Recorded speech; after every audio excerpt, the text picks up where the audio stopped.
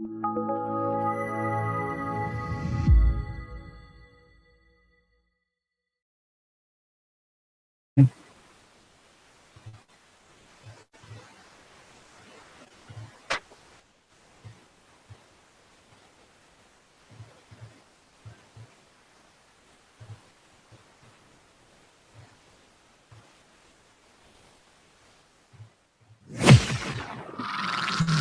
listening to another Ambitious Entrepreneur Network.com podcast, the voice for entrepreneurs and small business. Now, onto the show.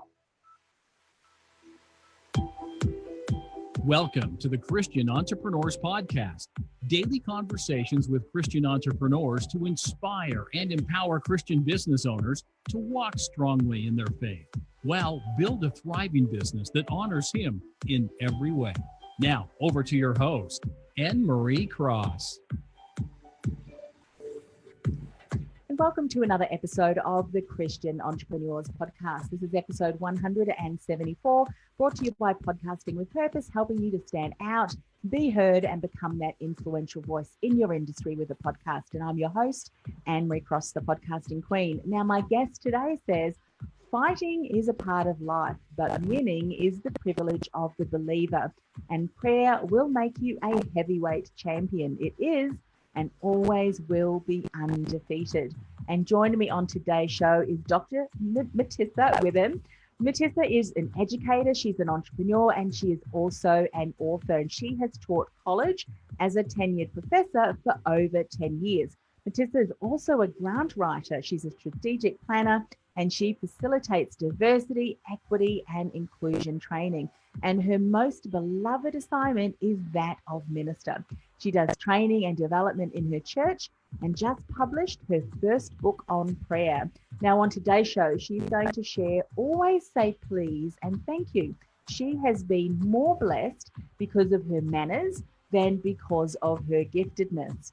She's also going to talk about how important it is to surround yourself with people who will love you unconditionally and those who will sharpen and make you better, as well as serving will put you in the best posture and position for elevation. That and so much more. Welcome to the show. Thank you. So glad to be here. Thanks for having me. We're just going to pray that the internet connection is going to hold strong and that you're going to be able to share your insights and testimony today, because as we mentioned in the introduction, one of the things that you say is prayer will make you a heavyweight champion. But before we dive into all of the great stuff you're going to share today, share with us a little bit about how you got into the profession that you are now really living out in the work and the blessings you're bringing to your clients and those that you work with. Was that a gradual transition, if you will, or is it something that you always feel called to do? Well, I'll tell you, my profession as a professor and as a teacher probably came really early. I can remember teaching my brother how to tie his shoes, taught my brother how to ride his bike. And so I knew that teaching was always a part of who I was. I couldn't, of course, put my finger on it or articulate it, but it was something that came naturally.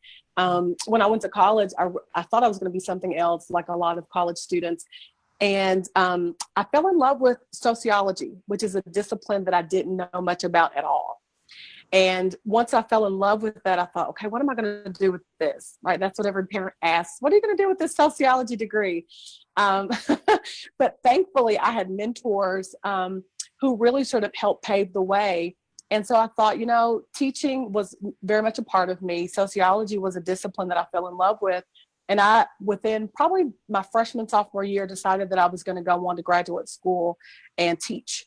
And so that really is where I started thinking about all of the concepts that I have the blessing to be able to go, teach my clients now. It really started in the classroom. Yeah. And so I taught and I was able to think through some of these concepts. And I was saved at an early age. I was saved right before I went to college.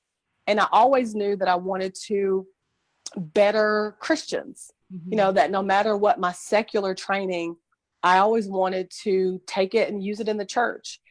And so even though I knew early on that I was going to teach, I didn't know that it would become all that it is. So I would say, got saved early, started teaching soon after college, but then sort of evolved in, how can I take this outside of the classroom? How can I use this within the church? And God just gave me opportunities to do all of those things. Yes. It's amazing, isn't it, how God puts people in your life to be able to direct, if you will, and help nurture gifts and strengths and skills and knowledge. And then how God will often take you out of secular because you've built that craft, if you will, and really honed that, and then use it to further his kingdom, which I think is just incredible. Now, I love the way that you have said, and it's such a great reminder to all of us, that saying please and saying thank you and using our manners are so much more important than, as you said, you've been more blessed because of that than because of your giftedness. Share more about this. You know, that's funny. That is, that really is a great lesson that we sometimes relegate just to our children. So we teach them to say please, and we teach them to say thank you. And I'm from the South, so our children say yes, ma'am, and no, ma'am, and all of those kinds of things. But I think that's a principle that we can use throughout. And I'm really thankful when people do the smallest things.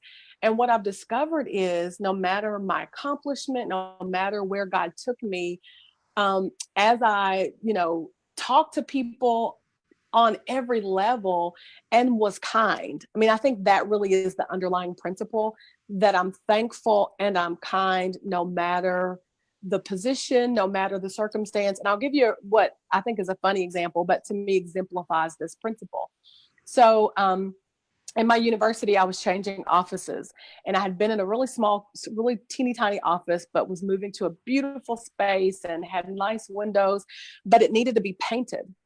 And I had just been very kind to the facility staff, right? I'm a faculty member. I don't always come in contact with them, but if it was a facilities manager or if it was someone in the cafeteria, always very kind, ask about their families, because to me, that's what community is. We're all community. We're all together.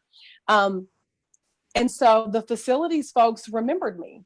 So I called them one day and I was like, hey, I'm moving to this new space. I would love to have it painted. And they were like, well, what color do you want? Now, beige.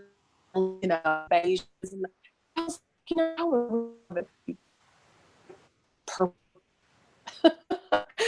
And the facilities folks said, you know what? I think we've got some leftovers over paint in our warehouse. We'll get it for you. And within the next little, bit of time, my new office was painted with this beautiful color. And everybody who came in remarked them. They were like, how did you get them to paint this color?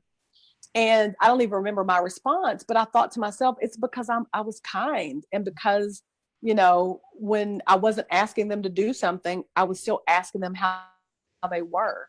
And I really felt like that kindness went a long way. Mm-hmm. Yes. So important, I think, in how we approach and relate to people and just express that kindness. And look, this is what we're called to do, aren't we? Be the light and hope out in the world.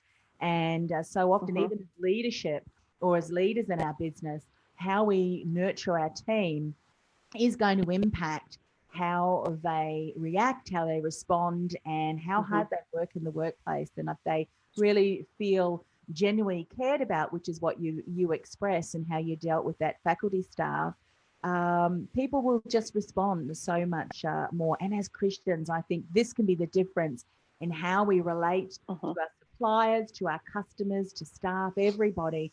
And that may very well be the difference between us and how everyone else is working. And that gives us the opportunity to actually show, the love of Jesus in our approach and in our manners. Let's talk about, you gave us an example already about surrounding yourself with people who will love you unconditionally and who will sharpen and make you better. You mentioned that as you were going through sociology, you had some people that directed you and were able to really help you focus. I think we discredit often, don't we? The circle of influence that we hang out with does and often will impact us greatly. Many of us don't recognize it. Share a little bit more about this. Absolutely. So I have people in my life, Anne-Marie, that I call my ushers of destiny. So I can literally look back over my life from the time that I was young, really until now, and I can pinpoint certain people that I know God specifically used to get me to my next point in life. I could think about my mother, which I'll talk about probably more as we talk about the book, because she's a direct reason why I wrote the book. I could talk about my mentor in the university, who was my sociology professor, who after taking one class, he was like, hey, there's this program at a well-known university. Would you like to go do research there? I'd never done research. I didn't even know what sociology was, but that one door led me to a graduate degree at Ohio State University. But the two people that I would really point to, I was blessed my freshman year of college to meet two people who became my very best friends. One of them became a college roommate. God blessed her actually to get saved to receive him our junior year. So that really connected us. And it was because, we were friends prior, and God used my life to be able to lead her. So that gave us a really special connection. And then there was another young lady that I'd grown up with in the church. And these two women have really pushed me. So they've sharpened me. They've challenged me. Even when it comes, to my degrees, I was a first generation college student, and I needed someone who would just say, hey, Matisa, you can do it. You can finish. You can. So they were that. But then also when it gets to the work that I'm doing now, I can remember, and we get together often, the three of us. And I'll just say this one story. There was one time they knew I wanted to write. They knew that I have so much to give. And I was making all these excuses. Can't do it for this reason. Can't do it for that reason. And they sat me down and they said, listen, this is your destiny. This is who you are. God has put all of this in you. Don't allow any excuses. And so one of them pushed me, both of them pushed me to do what I needed to do. But the second one literally said, you're writing this book. Because I would say, will you pray for me? Because I really want God. She said, no, I'm not praying for you again. I've prayed for you. Now you just have to make the choice to do it. And that was really the push that I needed. And so they've always been there to say, hey, girl, you can do it. Yeah. To be a great reflection when maybe I needed to improve in an area, or to say, hey, think about this. And because I trusted them, and because I know that they do love me, it would give me pause. But then they also challenged me to get to my next level. And I'm telling you, everybody needs a friend like that. If you can find one, you're blessed. But because I have two, I'm doubly blessed. Absolutely doubly blessed. Yeah, I think that's so important. And one of the things we'll often say in our circle is to ensure that we surround ourselves with people who will lift you up. And there's, I think, and often be mindful of who you allow in, if they're negative, if they kind of pull you down with their attitude too. But what you're talking about is having someone who will sharpen you, who will challenge you. Sometimes when someone says something to us, one of these people who are our ambassadors and they love us and they're to support us, sometimes we do need a challenge. Sometimes we do need a push, don't we? And I wanted you to speak a little bit more about that, because sometimes in our business, we do need to work through something. There may be something that we need to, push through, but because we feel uncomfortable, when people around us in our circle are challenging us in a very, supportive, loving way, we could still ignore them. So what are some things that you did that enabled you to take that feedback on and embrace it and say, you know what, I need to do this? What would you say? What were some of the things that you used? And then obviously you catapulted and decided, you know what, I'm doing this, because you've written this book now. Yeah. That really is a good question, because initially when we had this conversation, it wasn't like yesterday. It was a year or so ago. It was well before I literally sat down and said, I'm going to do this. So I would say that I really had to make up in my own mind that I was capable and that I had something to share, that it was doable. So sometimes we hear people, and because we know they love us, and I know I've thought this before, like, okay, they love me. Of course, they're going to say kind things, or of course, they're going to say, that I've got something to share. But I think the final straw was after my mother passed away from cancer last year. And she was the consummate prayer warrior. I mean, she was just a beautiful expression of God's love, and she taught me to pray.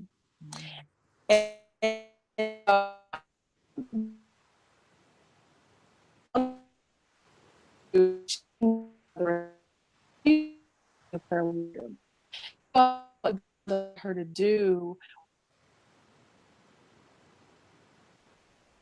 and that she didn't get to give all that she had, and that now the principles that she had taught me, even though she didn't write a book, those principles I could share on her behalf. So I think God really gave her the right things to say in the right season.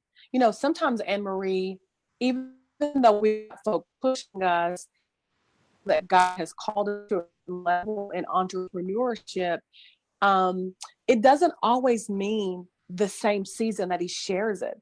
Sometimes there are things that we have to deal with, that we have to learn, that we have to experience, that will be that catalyst. So even though I heard some of these similar words a couple of years ago, it just wasn't the right season.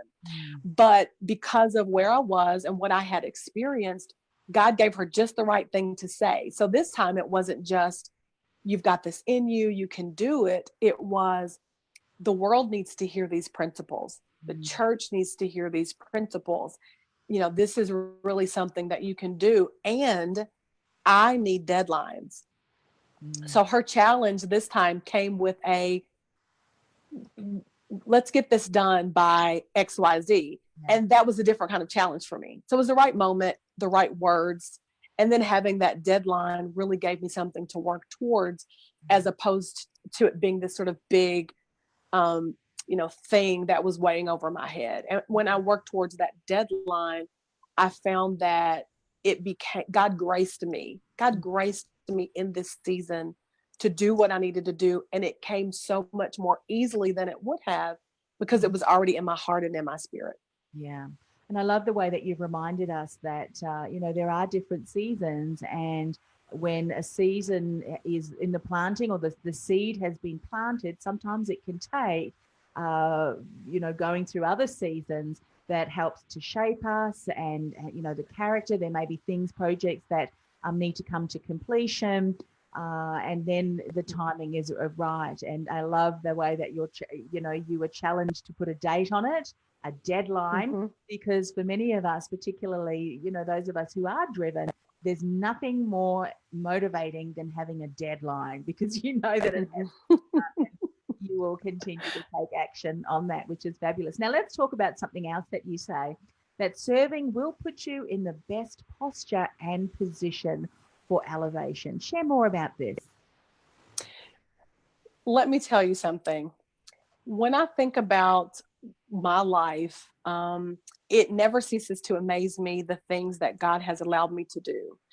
And as I reflected back on, again, just those pivotal moments or pivotal experiences, a lot of them came just from my willingness to serve. And I can see how God, of course, had his hand on it. But a lot of those things that came weren't because I sort of raised my hand and said, hey, I'll do this, or remember me for, that. It was because I was already in the room serving. So I can think of, a number of examples, but one that I think of, I was very new as a faculty person. I might have been in my second year ever. This was my first academic job, so not long out of graduate school, at a very wonderful, small, private liberal arts school. And I remember getting a call from one of the administrators, and I go into this room, and the administrator said, hey, there's this leadership program here on campus that's very special. It is one of our hallmark programs, and I would love for you to take it over. Now this is my second year on this campus. And of course I was humbled. I was honor. And I said, yes, okay, I'll do it. It was a big program, had been going on for about 10 or so years, had big funding, a big store. So all of these things that you would imagine an experienced person taking on. I can remember a conversation with one of the more experienced faculty people. I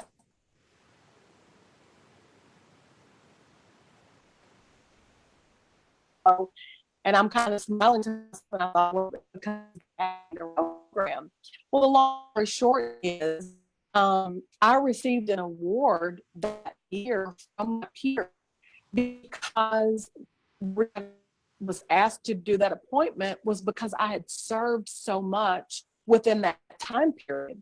Mm-hmm. They noted that I was a team player, excellence, and that I was doing it simply because I was part of the community, not because I was trying to get accolades. Yeah. And I'm so grateful that God showed me that lesson, not so I could serve to receive. Mm-hmm. I serve because I have a servant's heart.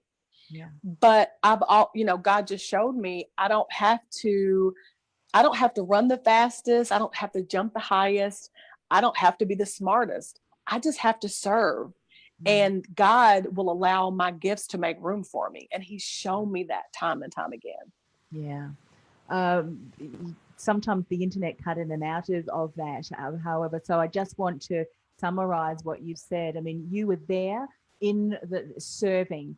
They recognized you. You went and led this leadership program. And then you won an award that was really peer-driven. And I think that's such a great reminder for all of us that when we go from a servant leadership, we want to give our best. We show up each and every day. We do the work that we know that we're committed to doing. We're using our manners, as you say, being thankful, we're being polite, we're being kind to others. That will often put us in such good stead that it is recognized, as you said, by your peers and those around you. And it is because of that often we will get recognized for things. In fact, I was just asked today, Matisa, someone asked me, she actually said to me, I love the way that you've branded yourself the podcasting queen, hail the queen. I mean, to me, when someone, I kind of cringe a little bit, but I said, you know what? I'd love to take the credit for it, but it absolutely wasn't anything to do with me. In fact, it took years to actually get comfortable with that. People started to call me that, refer to me. Oh, you need to go see Anne-Marie. She's the queen of podcasting. Because I showed up every single day over the last 10 years, loving what I'm doing, interviewing people every week, year in, year out. And I think when we commit to that, serving others, that for me, it's through the interviews, people start to see that, don't they? That your reputation and your credibility then based on how you show up and the work that you do is what's going to hold you in good stead. Let's talk about prayer. I think prayer is so powerful. You said your mother was a prayer warrior. How can we, as business owners, recognize, particularly Christian business owners, just how powerful prayer is? And how do you incorporate prayer into your work life and into your entrepreneurship? That's a great question. I think prayer is the foundation of everything. I really do. And I think it's our connection with God. I like to say often that prayer is just a communication between father and child.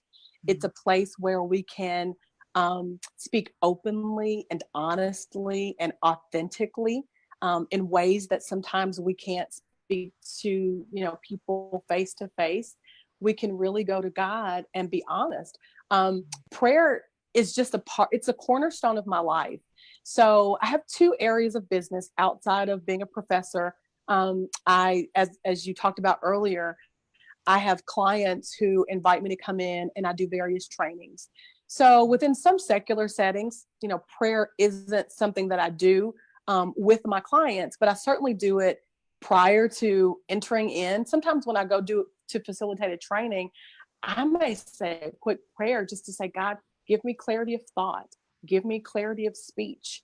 Some of the things that I talk about can make people uncomfortable. So I say, God, give me a peace, let peace go, so there are certain prayers that I pray for myself before I do things. I pray for my clients, even if they don't know it. And I practiced this forever. When I was in graduate school, I prayed for my dissertation chair. I prayed for my committee because I knew that God was as much a part of what I did as anything else. The other facet of my business has to do with my personal ministry, which includes the book. It includes seminars and workshops and teachings and the way I minister sort of outside of those other clients of which I spoke. And so there I give, but when I talk to my team, we start with prayer. There are times that I pray at the end of a call, and I pray specifically for them. They may give me prayer requests, and it's like, okay, this is not business time. How can I pray for you?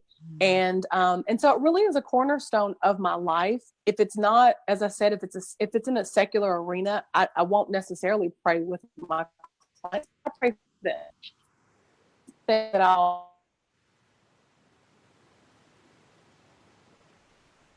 There's supernatural element because we're talking to a supernatural God. And I believe that God can bring peace to a situation.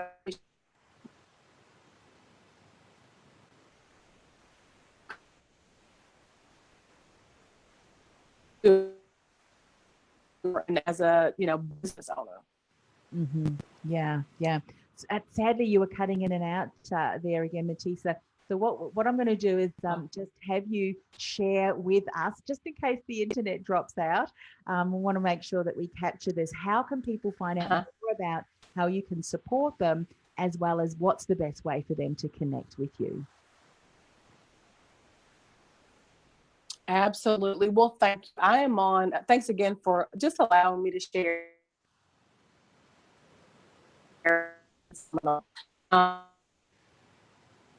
They also have a place where you can go to get any of the products that might be of service to you.